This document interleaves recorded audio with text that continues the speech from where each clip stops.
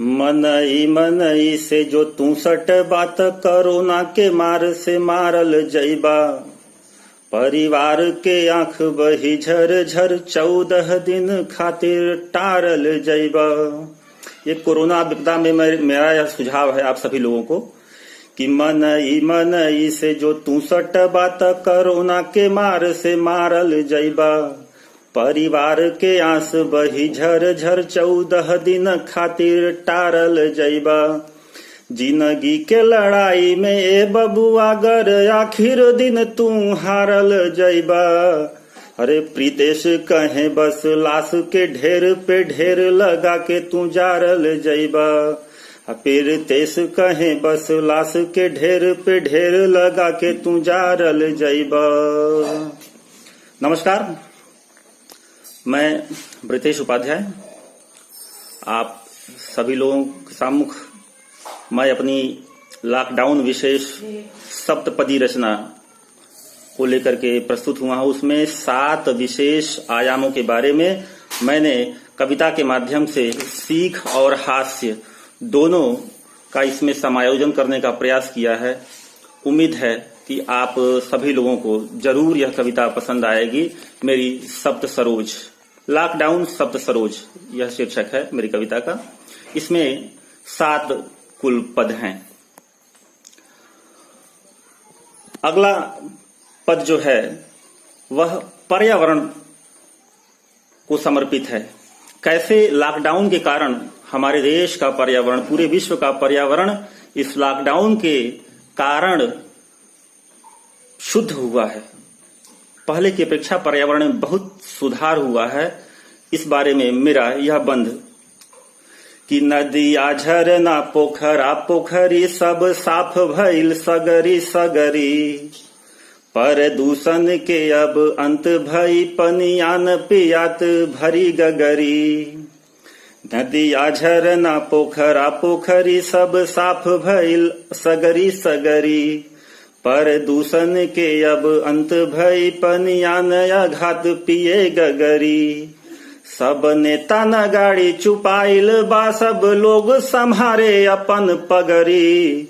प्रीतेश कहे बात सुना चुपचाप रहा तू घरे कगरी। प्रीतेश कहे बस बात सुना चुपचाप तू रहा घरे कगरी। अब इस सप्त सरोज की अगली जो रचना है वह विशेषकर महिलाओं के सौंदर्य पर आधारित है। इस बंध को मैंने अभी 2 दिन पहले अपने फेसबुक पेज पर डाला था, जिसमें कुछ कमेंट्स भी मिले थे। कुछ लोगों ने व्यक्तिगत फोन भी किया था कि गुरुजी अरे उसमें खिलावन बो आदि लोगों का समावेश आपने किया है। आप तो मास्टर आदमी हैं, अध्यापक हैं, थोड़ा सा इसको इग्नोर करिए। भाई मास्टर आदमी तो हर चीज में मास्टर होता है। और रही बात वहां पर नारी सौंदर्य को समाहित करने की, तो चीजें 2 प्रकार से समाहित होती हैं। मैं तो कहता हूं कि 3 प्रकार से। एक आप अपने मस्तिष्क में धारण करते हैं, दूसरा हृदय में धारण करते हैं, दिल में धारण करते हैं, और तीसरा वह व्यक्ति होता है जो दिमाग में, दिल में, दोनों में धारण करके मुंह के द्वारा निकाल लेता है। तो मैं उसी तीसरी प्रवृत्ति का व्यक्ति हूं। बस खिलावन वो हमारे दिल में भी हैं, दिमाग में भी हैं, लेकिन मैं उनको एकदम से आप लोगों के सामने मैंने प्रस्तुत किया। एक बार फिर मैं अपनी उस बंध को आप लोगों के सामने प्रस्तुत करना चाहूंगा कि कैसे एक नारी जो अपने सौंदर्य को अब इस समय कुछ विशेष उस पर नहीं कर पा रही है लॉकडाउन के कारण, और उसकी खींच उसी चाइना के राष्ट्रपति जिनपिंग पर उतर रही है। देखिएगा कि हफ्ते हफ्ते खिलावन बो लेके पर्स बाजारी में जात रहे। हफ्ते हफ्ते खिलावन बोले के पर्स बाजारी में जात रहे। घरे काम न धाम करे तनी को बस पार्लर में बैठल देखात रहे। घरे काम न धाम करे तनिको खाली पार्लर में बैठल देखात रहे। अलाक बंदी में चोखा नियर मुहवा बन खूंटा जमीनी गड़ात रहे। अच्छी न पिंग सी न पिंग के मतारी बहिन गरी आवत उ दिन रात रहे। चीन पिंग सी न पिंग के मतारी बहिन गरी आवत उ दिन रात रहे। चिनपिंग के कारण ही यहाँ हम लोगों के देश में लॉकडाउन और कोरोना का प्रभाव हुआ। इसी पर वो नारी जो है चिनपिंग पर एकदम खफा है, एकदम खफा है। अब मेरी जो तीसरी रचना है, तीसरा जो बंध है, वह सीधे उन लोगों को चुनौती है जो कि लॉकडाउन को मंद कर रहे हैं, धीमा कर रहे हैं, कमजोर करने का प्रयास कर रहे हैं और भारत सरकार द्वारा जारी निर्देशों का अनुपालन नहीं कर रहे हैं। मेरा सीधे प्रहार उन्हीं को है। ध्यान दीजिएगा मेरी इस तीसरी रचना की तरफ कि देश बंद के मंद करत बचवा यदि पुलिस के हाथे भेटा गईला। फिर से ध्यान दीजिएगा, देश बंद के मंद करत बचवा यदि पुलिस के हाथे भेटा जाइबा। लागी देर न साट उखाड़त में मार लाठिन लेटा जाइबा। प्रीतेश गुरु साचो बात कहे ये खुमारी में जो लपटा गईला। प्रीतेश गुरु कहे बात सचो एक खुमारी में जो लपटा गईला। आ राजद्रोह के धारा जलेबी हो सूजी मैदा के लेखा फेंटा जाइबा। राजद्रोह के धारा जिलेबी हो सूजी मैदा के लेखा फेंटा जाइबा। तो आप पालन करिए निर्देशों का, अन्यथा राजद्रोह की धारा लगेगी। जैसे जिलेबी से आप चीनी को, मैदे को, सूजी को नहीं निकाल पाएंगे, उसी तरह से आपका भी बचना बड़ी मुश्किल हो जाएगा। इसलिए समझिए मित्रों, मेरा अगला बंध जो है वह अपने देश के उन महान कर्णधारों, शराबियों, गुटखा खाने वाले लोगों को समर्पित है। देखिए इस लॉकडाउन में शराब गुटखा न मिल पाने की व्यथा कैसे व्यक्त की जा सकती है। मैंने एक छोटा सा प्रयास किया है, आप लोग देखिएगा कि जुग बीत गयल गुटखा न मिलल सब दौरी दुकान पे ताला भइल। जुग बीत गयल गुटखा न मिलल सब दौरी दुकान पे ताला भइल। भिसकी के भुलाइल बाचूस की जिंदगी त पूरा गंदा नाला भइल। भिसकी के भुलाइल बाचूस की जिंदगी त पूरा गंदा नाला भइल। एक रौना जरौना के चक्कर में सब लोग के काम के ठाला भइल। आ नमकीन चना मरचा मरदे मुहवा में बड़ी जोर छाला भइल। नमकीन चना मरचा मरदे मुहवा में बड़ी जोर छाला भइल। ये उन लोगों को समर्पित था। अब मेरी अगली जो रचना है, अगला जो पद है, अगला जो बंध है, वह समर्पित है परिषदीय विद्यालय के अंतर्गत बहानेबाज उस छात्र के लिए जो कि पढ़ाई से हमेशा कतराता है। भाई कुछ न कुछ जरूर मिल जाएंगे, हमेशा हर जगह मिलते रहते हैं, चाहे वह ऑफलाइन पढ़ाई हो, क्लास की पढ़ाई हो या ऑनलाइन पढ़ाई हो, सब में वो कुछ न कुछ बहाना ढूंढे रखते हैं। तो देखिए एक परिषदीय विद्यालय का अध्यापक होने के नाते मैं इसमें एक काल्पनिक पात्र कलुआ को भी शामिल कर लिया है मैंने। और देखिए उसकी स्थिति इस लॉकडाउन के कारण जो ऑनलाइन पढ़ाई शुरू हुई है उसमें वह कैसे बहाना करता है।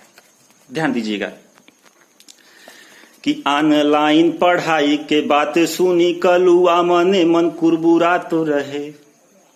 जे बहाना करे मैं ऊ आगे रहे, खेले सूते खाए दिन रात रहे। कोई काम पढ़ाई का ना कैला, सर जी पूछे का कौनो बात रहे। कोई काम पढ़ाई का ना कैला, सर जी पूछे का कौनो बात रहे। कलुआ बोले बात चियार के दांत सिवाने में गेहूं कटात रहे।